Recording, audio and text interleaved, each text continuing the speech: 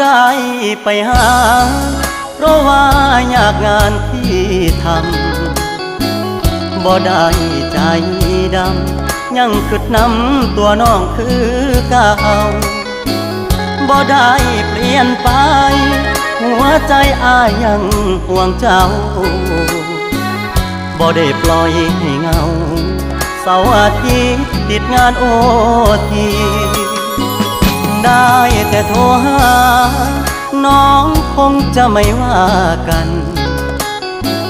บอกเคยเปลี่ยนพันสัญญาหากมันคนดีบ่ได้กักมีกิ๊กบ่ได้เลีกสัญญาที่มีย้อนงานยุ่งอีลีคนดีอย่าเครียดอายเด้อขอหาสุมือเจ้ามาคือน้อยใจเฮ็ดหยังหยุดงานวันวางจะเดินทางเพื่อไปพบเจออย่ามาสงสัยว่าอายมีใครแทนเธอ